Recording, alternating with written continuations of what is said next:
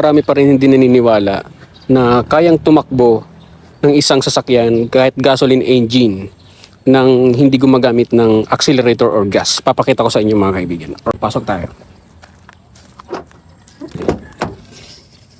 So yan, manual po ito. No? Papakita ko sa inyo na hindi tayo gagamit ng accelerator pag gagalawin natin siya. Okay, start muna natin. Alright, start natin. Clutch down, then start the engine. Okay. So ngayon, papakita ko sa inyo guys na tatakbo to kahit walang gas or hindi ako maglagay ng accelerator. Okay? So, lagay natin ng reverse. Baba natin ang brake. So, clutch lang, gradual taas, walang gas. Mapapansin nyo, umaatras na po yung sasakyan natin. Yan. Okay? O, walang ano yan, walang accelerator. Hindi ako nagbibigay ng acceleration.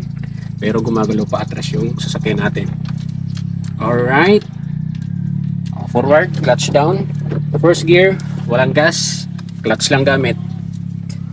That's it.